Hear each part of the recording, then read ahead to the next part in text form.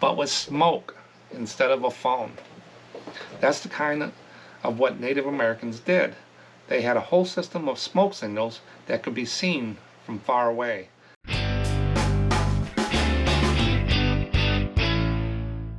Welcome back to SM Postcards. Today we got some special things going on with Native American postcards. I'm going to talk about the different types of postcards and some of the things I found with them. Now, I'm not going to get into all the political correctness and stuff like that. I just look at the history, know what's out there, and we'll just keep it at that. No disrespect or anything to the people, the Native American. First, I'll go over what sold on eBay. There's a little agenda right here I put up every video, but I'm going to go over what I sold on eBay in postcards. Not the greatest lately. It's summertime. Things have slowed down a little bit. It's up and down, like I've said in the other videos. And then I did a poll. Do you avoid listing duplicate postcards? This gets real important. I mean, when you first start out doing postcards, you're going to do it this way. You're going to know if you put a duplicate in. You get about 1,000, 2,000 postcards in there. How do you know that number 2 that you listed a couple months ago is the same card you're listing now? So how do people avoid that? And do they avoid it? We'll get in discussion now. I'll let you know what I do. And then, as always, at the end of the videos, I got viewer comments. These are 2 or 3, 4 comments I pull out of YouTube or email and discuss my opinions on them. Pretty ad-libbed. I probably already commented back to the original poster and stuff, but it gives insights and allows me to explain what I do, my thinking, and you can do with it what you want. Let's go ahead and get into what sold on eBay. So I sold 12 cards, a couple multiple orders. First one is 2 cards sold for $10.50. This is Waters Pierce Oil Company. Not even gonna, it's a Mexico card. So that one sold. It's a white border. And then this is a factory. It's a Canadian card. It has Canadian Post on it. But down at the bottom here, someone wrote Our Factory. So I can't tell. This was posted in 1906 when this one, so it's a divided back card. But if you look at it, they're actually doing some kind of printing on paper or something like that in there. But both those cards sold for $10.50. Next card sold was USS Los Angeles CA-135. Sold for $4.75, just a publisher card. Kind of on a lighter card stock, but that's one of those from the club. Next one is Shenandoah Valley of Virginia. Nice picture of the valley. There's the bridge. Unposted chrome card, $4.75. So the next one sold is Jack Murphy Stadium. Now this is a little weirder card. I'm not for sure. It's a memorabilia wanted internet auction service. So Jim Snyder is a collector, a seller, and different things like that. And he has on here an eBay logo, and it says Power Sellers. I was a power seller one time. They had a little badge. Felt good for a few minutes when I decided what it was. They don't have it anymore. eBay nickname Green Monster. So I'm not for sure when that card was done, but that sold for $7.75. I don't know why I priced it at that. And then this one sold for $5.80. Moonlight, North Easton, Maine. I can barely read the red lettering on the bottom. Divided back card posted. Not for sure exactly when. It's just sitting there, and that sold for $5.80. This is Cedar Breaks National Monument, Southern Utah. Cedar Breaks. It's a mountain. Unposted. Chrome card, $4.75. Pretty Lady, Evelyn Nesbitt Thaw. I have no idea who she is.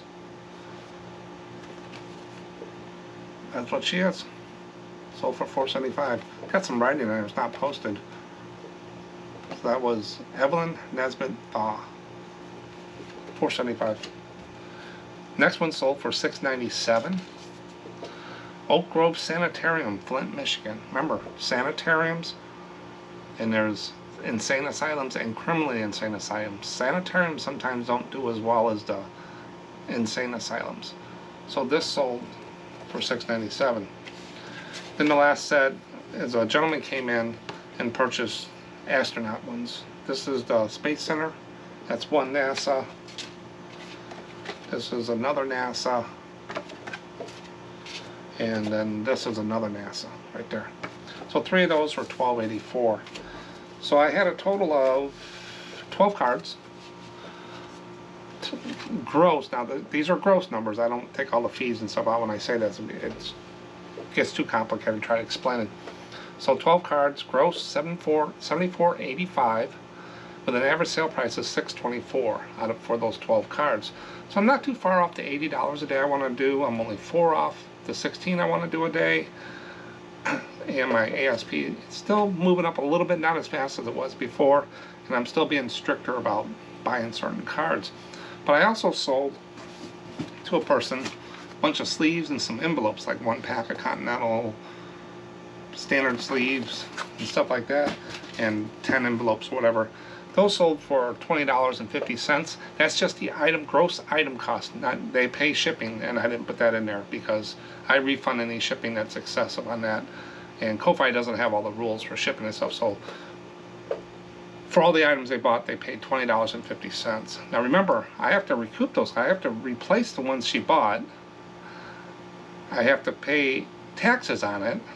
I have to pay Ko-Fi yearly fees, PayPal fees. So there's more to it. I go as low as I can in Ko-Fi to make sure I cover my expenses, plus a little bit to keep doing it. But they're still one of the cheapest packs of sleeves you can get out there, especially if you're a member.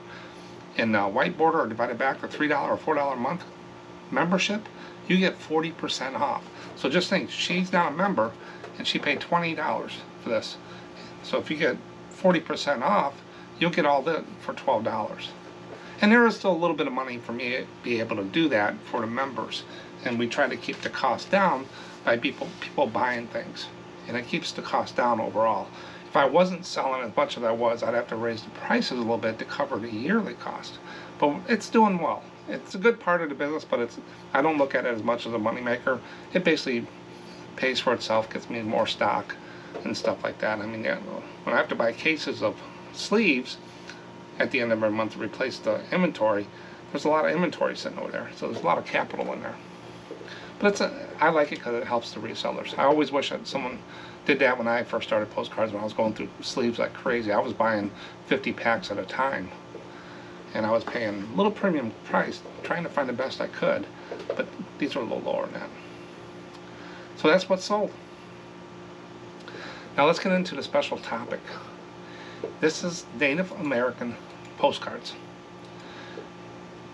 I'm not for sure in Canada it's called First Nation, is what the original settlers, the Canadian Indians or whatever Eskimos, is First Nation, I think. And then Australia has Aborigines. So every country has their First Nations, their Native Americans, or stuff like that. Where I live in Illinois, we have a lot of Indian names. We have Iroquois, Watsika, Kankakee, Potawatomi.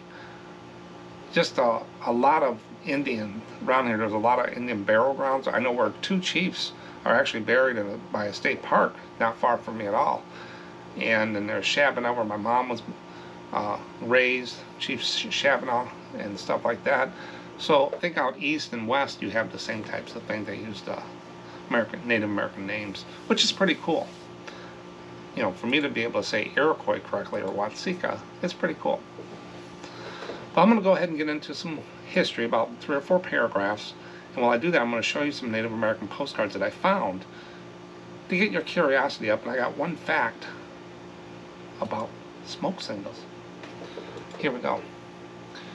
Native Americans have long and rich history in the United States, stretching back thousands of years before the arrival of European settlers. These diverse indigenous peoples lived in various regions across North America, each with their own unique cultures, languages, and traditions. Before the arrival of the Europeans, Native Americans developed sophisticated societies, building great cities, creating intricate artwork, and developing complex systems of government and trade. When Europeans began to colonize North America in the 16th century, the lives of Native Americans changed dramatically. Many Native American tribes were displaced from their lands, forced onto reservations, and subjected to violence and disease brought by the newcomers. Despite these challenges, Native Americans persevered. Their cultures and traditions through generations of struggle and adaptation. Today, Native American communities continue to work towards preserving their heritage while also advocating for their rights and sovereignty. Throughout American history, Native Americans have made significant contributions to society, including art, literature, agricultural, and environmental conservation. Despite facing centuries of oppression and marginalization, Native Americans' cultures remains resilient. They bounce back. When many tribes actively engaged in efforts to revitalize their languages, traditions, and communities, understanding and respecting the history and experience of Native Americans is essential for building a more inclusive and just society, as with all. Native American postcards emerged in the late 19th century and the early 20th centuries, reflecting the fascination of the Native American cultures by Euro-American settlers and tourists. These postcards often depicted stereotypical images of Native Americans, portraying them as noble savages, exotic figures, or vanishing remnants of bygone era. While some postcards showcase authentic aspects of Native American life and culture, many perpetuated harmful stereotypes and inaccuracies. That's history. We need to learn history so we don't repeat it. Despite their problematic representations, Native American postcards played a role in shaping popular perceptions and fueling tourism to the lands. Today, these postcards serve as artifacts of a complex history, reminding us of the need to critically examine and challenge stereotypes in our visual culture. Yes, I agree with all these statements here.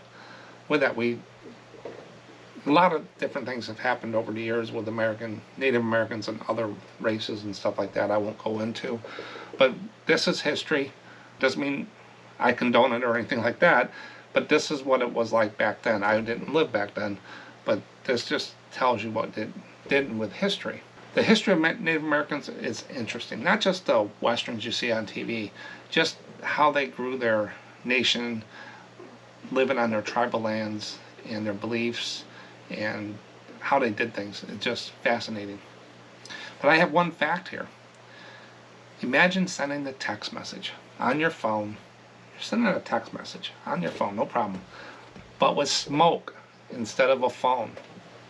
That's the kind of what Native Americans did. They had a whole system of smoke signals that could be seen from far away, helping them communicate without having to shout or travel long distances or paying your phone company. They did it with smoke signals, and we all heard of smoke signals and stuff.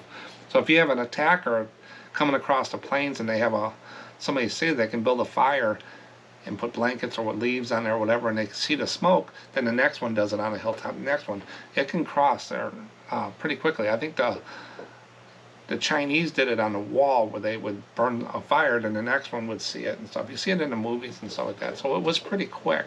I think on Lord of the Rings they did that as well. But that's a little history about Native Americans. But one of the things, do these Native American postcards sell?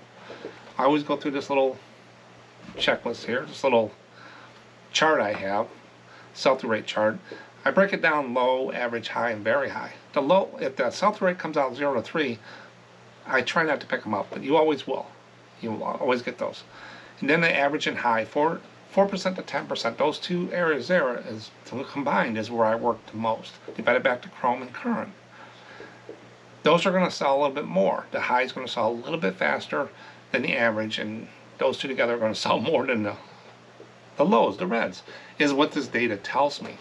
And then while I'm looking for those 4 to 10% sell-through rate cards, I find the very high. And I'm not talking real photos, Halloween, those sell themselves. Those are kind of in their own world. You put a nice bakery wagon up from 1910, real photo, it might be the only one out there. So it's kind of difficult to do sell-through rate on something like that, the one-offs. So keep it easy. This is like the weather forecast. You get on the news at 10 o'clock at night, they say it might rain tomorrow. Well, that's what this chart does for me. The probability is better by looking at something like this to say it's going to sell than not have anything at all. And just like the weather, they have radar, but they're not always right. They say it's going to rain by noon, and it doesn't rain until 8 o'clock at night, or it doesn't rain at all. There's a probability. That's what this is. So it's a forecast. It's not a 150% accurate, because you can't judge all the variables. It just gives you the probability, saying that these are going to sell maybe a little bit better just from the data you get. So I went out there and I put postcard Native American in the search. Come up with 1,500 sold, 2,600 listed. That seems low to me. Times it by 100 is 9% sell-through rate. If you look at the chart, that's right in the middle of the high, and that's where I would say it is. Now, I have a lot of Native American cards. I bought some lots of them and stuff like that. Some Haynes, I think, are Fred Harvey is the artist that did a lot of them that I picked up. They don't sell as fast, but I did bump the price up a little bit because they are Fred Harvey and there's some uniqueness to them. But they do sell. I know Florida is the Seminoles. Whenever I see that, I kind of know it's Florida and stuff. Some of those do pretty good. The sand art, stuff like that, as we'll see. So 9% high. I wouldn't go against that, because we're going to take a look on. I bumped it up against 3 other ones just to see if that 9% kind of holds. Is it an outlier? Postcard American Indians, 9%. I put American Indians, not Native American, just to see if eBay would give me the same sell-through rate. It did, 9%. So it knows American Indians, Native American. It knows that type of card, I bet. Pretty close, because except they said there's a lot more listed than sold. So would you use Native American or American Indians? I would use Native American, is what I always put in there. Unless what's on the card. Sometimes I'll just print what's on the card. It's just a history of the card. Then you got postcard natives, just any kind of natives. There are 32,000 with natives, and it's 8%. So we're still holding 998. And then I did First Nation. That's kind of like I think that's what Canada calls their early settlers. Just to see what it does. There's only 4 and there's 81 listed. 5%. But I think the 9% will hold. So you're in the high. Don't pass them up. They might sit a little while, but they do sell per the data I got. But what about prices of these? I did, the last couple of videos, I haven't been able to find some extreme pricing, but I was able to with the Native Americans. Got these 3. The first one took a best offer on $750. You think they took $650, $700? $700. 1909 Paiute family, Round Mountain, Nevada, real photo, RPVC postcard. So this was a Native American family. How many people are there? 1, 2, 3, 4, 5, 6, 7, 8, 9. 9 people in that picture. Something about it. And you're going to see this is a kind of a trend with the families of Native Americans. So about $700. That's on the high water mark of the extreme stuff I saw. Then the next one was a Native Hawaiian woman in Integis. Now I put the Hawaiian one because they are part of the United States, and they Native Hawaiian is how it popped up. And I said, I'm going to keep this one because it sold pretty good. It's an Azle stamp box, 27 bids, $485 for a Native Hawaiian. So you can see the difference there. They're still holding it. If they're Native Hawaiian, First Nation Canada, or whatever, some of these can do really good. So be careful with these real photos. Do your homework. Then the last one is another bunch of people. It's a real photo mailed from California. It's an Indian dance. They put it is Native American dance. And they put Native American and Indian, keyword stuff. But again, it's a bunch of people there, and they got 20 bids for $202. And that sold in April this year. The Hawaiian one sold in May of this year. And the first family we saw sold in June this year. So these are current prices of this year. So if you look at these real photos, you're talking a spread from 200 to 700. So they would go in my special folder, and I would make sure I price them up and see what the market will bear. But then you get into the stuff that we see all the time. And I found a lot of these. I want to go through these because there's different types of them. I put more than 3, I put 6. So the first one is a $42.50 card that's sold.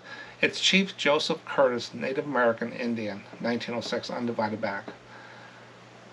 Neat looking picture, got his headdress on, had 4 bids in auction for $42.50. Not a bad deal. Then here's another Native American Navajo Indian from Sage, Arizona. It says picture PPC, maybe picture postcard photo. It's not a real photo. Unless it's a tinted one. It doesn't look like a linen. I don't have it in my hand. I just got these things. So they got a best offer, $34.99. Probably took $25 to $30 for that. He's smoking something. So I'm not for sure. But he got $34 on it. Remember, this is the high side of the regular stuff that you see, the average, not the $500 ones. But this is the high end on there. Then you got a teepee one. Teepee on horses sell. Tomahawks, totem poles, teepees, headdress, on a horse, all dressed up in their traditional wear. That stuff really, I think, pulls the picture and people into the picture. But this is Native American Blackfeet Indians horses postcard on the plains and teepees, $25. Not too bad. So on those 3, if you look at it, we go from $25 to $40 is where that's. So $25, $35 on the high side. But then I pulled this other one. I've sold this card. I've seen this card before. This is an Indian chief with his headdress and everything. $20 basically. $19.49 is what they got for that nice looking picture there. I probably wouldn't have priced it at that because that's a chrome card, and I've seen that, and that's a pretty good price. And then you got the next one. These are really neat portrait ones with the inset like that. Native American Indian Apache Chief James Garfield, $12. So when you get the names of them, if you can get the name of them in the title, Native American, the chief, whatever, I think that'll do well for the history buffs and stuff like that. But then the one, I had to put this in here. This is a bigoted leather postcard cover, Native American. Nice on. The reason I put it here is leather postcards. I get asked all the time, do wooden postcards and leather postcards. I don't do that well with them, as you see here. It's only $7, $8 postcard. There is some out there that are colored like this that can do very well, but I sold a whole lot of them for like 25 bucks at one time. I don't pick up leather postcards unless I get them in lots. I don't pick up wooden postcards unless they're in lots and stuff, because wooden postcards have to be shipped around advantage. Leather postcards are easy to put in a sleeve in an envelope or just put them in the envelope. But I don't do much with leather, and I have an older video about leather postcards on there, and you can go watch that. But altogether, they go from $7, $8 all the way up to $40 in the average world. The higher end stuff, the stuff that sells themselves, sky's the limit, $200 to $700. So be careful of those real photos.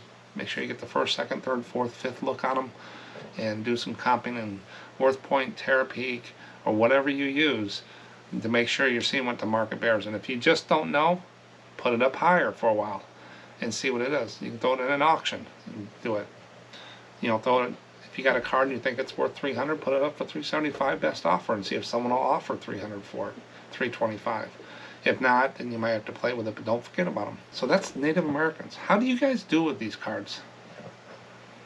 Do they sell well for you and stuff like that? I know the Florida ones, I probably sell more of those than I do the Fred Harveys a lot, but I did price the Fred Harveys up.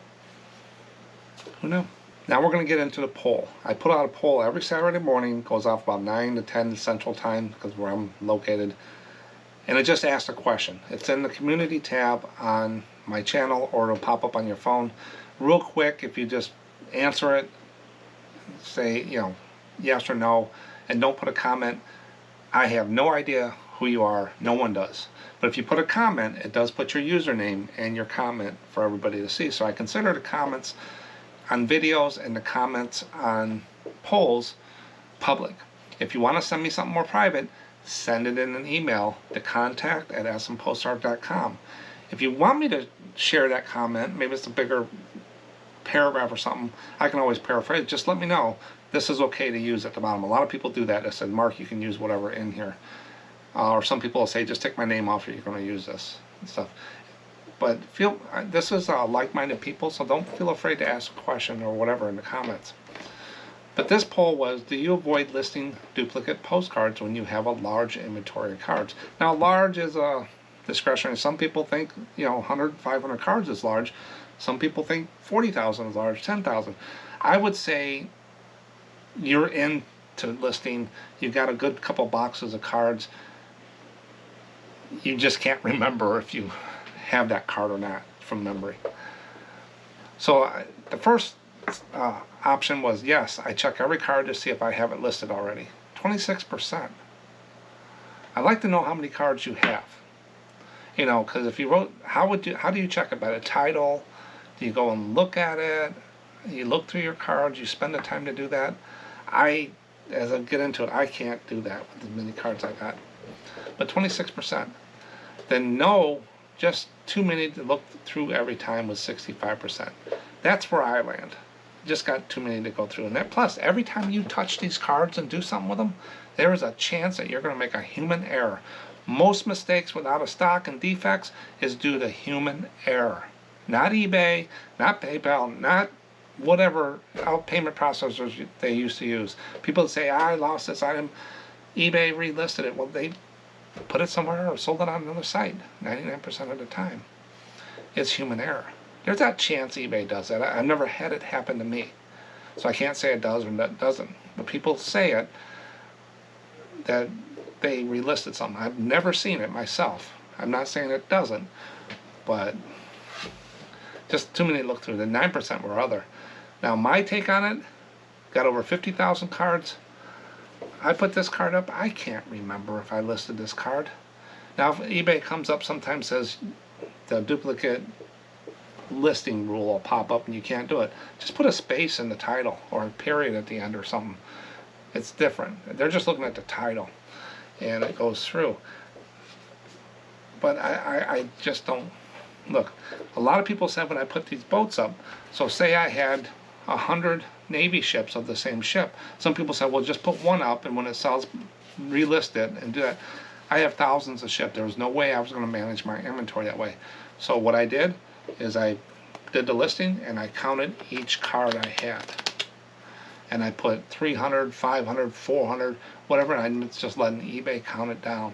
Now I did have some that I had hundreds of in there. It would just take a box space.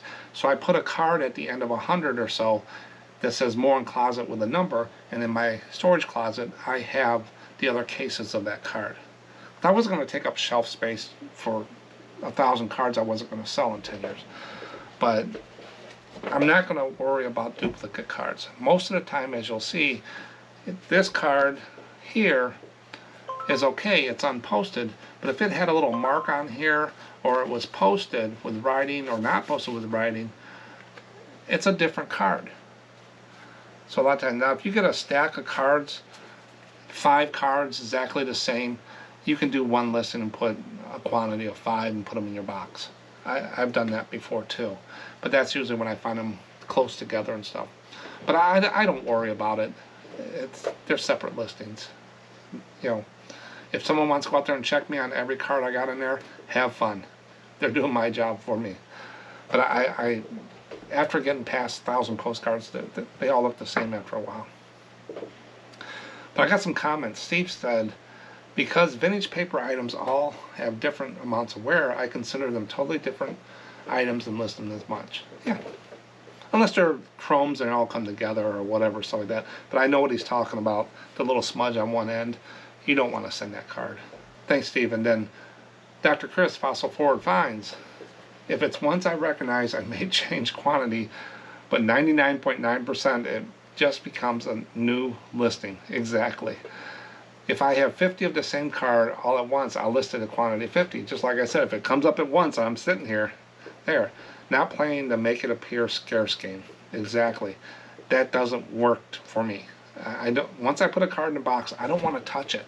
I do tighten my boxes up, but I'm very careful when I do it, because every time you touch that inventory or move it around, there's a chance that you can make a problem. And I've done that. I had some slide underneath. I didn't notice it, and I almost got a defect, but I did my due diligence.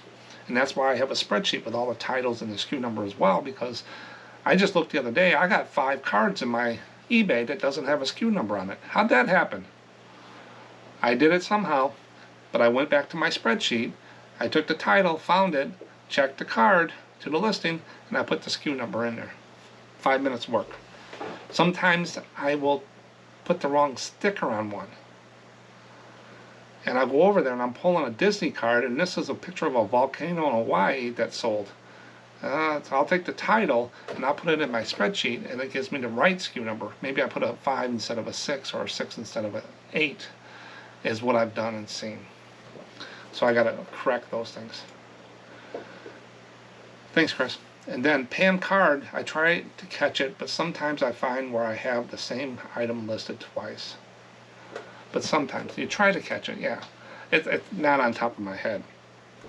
Unless eBay tells me, or I remember it right away, it's getting listed. It's going in. So I'm not worried about that on there. What do you guys do? What do you think about all this duplicate stuff? If you got 100 or 200 cards, that's probably not hard to do. But wait until you get about 2 or 3 boxes full of cards. Those things can hold 700 or 800 cards. You got 2,000 cards in there. If you got that photographic memory, half your battle's gone. I don't have that memory. I probably gonna tell you what I ate for breakfast today, and you'll find that out as you get older. It's probably because I don't worry as much about stuff like that on there. That's the poll.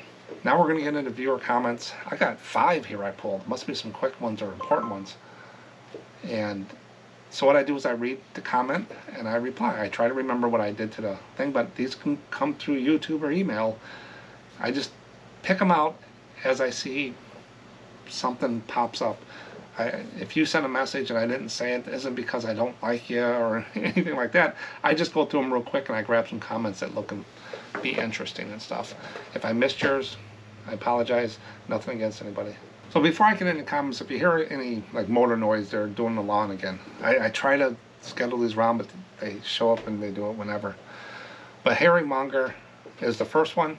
Comment, 10% in my auctioning dreams. That's the buyer's premium at auctions I talked about in that video where I went to an auction, and some places have 25%. I like my local auction house is 10%. I try not to go to houses that do more than 10%. I don't think that's the right number. 25% is just too much. And he says 10% in my auctioning dreams. I am European based, buying from UK auction houses mostly, and the norm is 25 to 35%. My God. No way. There's got to be some cheaper way to get postcards. That's going to bring the bids down. If people are doing it, like if I am at an auction house that's 20-25%, which I don't want to be, I try not to go, but say I get something I want and there's some other stuff, I'm not bidding at the top dollar I would at a 10% auction, buyer's premium auction. So they're just playing numbers. It's like promoted listings on eBay. Get it here or get it there. 1 to 2. Very good of you to break those fees out for newer auction buyers, because that definitely increases the reseller's cost of goods in many cases to where it's not worth buying. Yeah, you got to have a limit. You got to know what the buyer's premium is. You got to know about sales tax. You got to know if it's choice or do you buy in a whole lot. You got to be careful. You will get burned. The more you go to auctions, human error, just like postcards and boxes, you're going to make a mistake and overpay. Sometimes you can get stuff really cheap at an auction. Ephemera people, these local town auctions is what I target, not the bigger ones that are on the internet and stuff like that. Those farm auctions in the States, you can get a good album of postcards and you can pick up some really good cards for pretty cheap money, or just boxes of ephemera if you're getting that stuff, and other stuff too. Thanks, Dan. Then Bell Postcards, neat to see the eBay standard envelope stats. Although I never looked. I do a monthly, the first week of every month, I go over the stats of my 100 random mailings. Then I go and grab data for 4 scans. Origin, destination, out for deliver, and delivered. and I track it if I see that in eBay, because I figure if I miss 90% of my scans, that's when it goes below 90%, that's where we get more work. Where's my postcard? And I track all that stuff, and I go over and I kind of do a little overview with the little clip I put in there, and I talk about any news or anything that come on there, about a 10-15 minute video I do every month. It takes me a little bit of time to put it together, but I do it throughout the month randomly. So by the time the end of the month comes, and maybe I just got to go pick 25 more out, and I randomly pick them. He said he never looked before, and that I show you how I break it down, and you can do the same. You can do 10 and just see where you're at. Just put in a claim a few minutes ago, only the 4th time in 2 years, knock on wood. There's eBay standard envelope insurance. In that video, I point you to my other video that I talk about getting your money back, filling out the claim in 30 to 90 days. You got to do in between there. I'm not worried about if something doesn't make it and it doesn't say delivered, and I have to refund a buyer and it's under $20 or $50 for the whole order. I'll refund them in 30 to 90 days. I get my money back. I've never had one denied, as long as the person says they did not get it. There's eBay standard envelope insurance. I also collect cards, and earlier in the year I purchased a few cards for approximately $150. The seller had a big store. The cards arrived with a regular postage stamp and a plain envelope. No damage, no issues. I would classify that as nerves of steel, but also puts things in perspective on how we each as individuals look at this hobby, sometimes as a business. Yeah, people just don't have an idea of shipping stuff. Yeah, that's what I call about good presentation. Right away he noticed that these cards are not protected. What do your customers do if you wrap in tape and all that stuff? I've gotten stuff where I almost sent it back because I couldn't get the tape open on a flat sign. I didn't know it was what she bought, but had to do surgery. There was so much tape, and then we got inside, there was more tape and more tape. It was ridiculous. I almost just gave up because I was going to end up scratching it and stuff like that. It was just a metal sign. It doesn't take that much. Now I found with the sleeves and stuff, the postcard lots, I do tape the box a little bit more because I try to make sure it's not, if I put all the cards on one side and sleeves over here, when people pick it up it tips. So I try to make sure the center of gravity is right, and I do put a little bit of extra strapping on it because for the size and the weight I found it can be deceiving and they might drop it. But yeah, so good presentation and shipping is a plus. Overdoing it is just as bad as underdoing it. There's no reason to do all that and just wrap it in 10,000 rolls of tape. The 1 in 1,000,000 times something happens on there, it's just not a good presentation, you ask me. But that's my opinion. Then Gabriel said, if we put clear tape over the barcode, will it still scan properly? So he's talking about eBay standard envelope on here. This is that card I got back. I'm waiting for the guy back to me. So if we put clear tape over here, will that stop the scans? I said, you know, I've done it on packages. I've put clear tape and it's scanned fine, but I've never done it with eBay standard envelope. Something I might want to try. So Gabriel went out and did it. He comes back and he says, I tried 3 eBay standard envelopes labels covering everything with clear tape.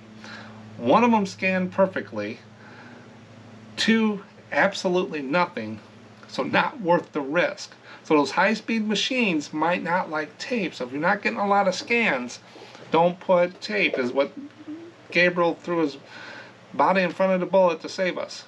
So, but that's what I do. When someone says something like that, sometimes I'll go out and test it. I just test it. So if people want to understand where their envelopes go, buy one in your store and send it out, or and see how long it takes to get back to you, what places it goes, and see if you get scans. Just do your test like Gabriel did, but 2 out of 3 had nothing with tape on there. So maybe those high-speed machines with tape. Has anybody else ever had? I guess my only reason too, I'd have to ask Gabriel, is why would we put tape on an envelope? I don't tape these on there, but that was a good test to do to see those high-speed scans. So my eBay standard envelopes I send out do not have any tape. I don't tape the envelopes on there. So with the chart that you see every month from my analysis, there's no tape on there. But thanks for doing that test, Gabriel. And if you do any other tests and stuff, let me know, and I'll put it in the comments because it helps everyone. Check out those American Indian cards. You know, if you got any examples of some good ones you sold, I'm putting together another what's sold. Last time I had a lot of stuff. My bucket's getting full, my folder's getting full again with stuff people sent in. So if you sent anything about polls, stuff like that, I will get to them. And I try to respond to the emails, but I put them in a folder. I'm working on some other stuff right now that you'll probably see later on in the year than what I'm working on, but it takes up a lot of my time. And it's not really reselling, but reselling is paying for it. And it's taking up a lot of my time, a lot of studying. So, but it's going to be pretty cool. It's something I've wanted to do all my life. That's all I got for today. So that's all I got for today. Thanks for watching. Don't forget that subscribe button, hit that little bell, and check out the community tab. We send stuff out all during the week and stuff like that. Every Monday, longer video like this. Thanks again. I'll talk to you later. Bye.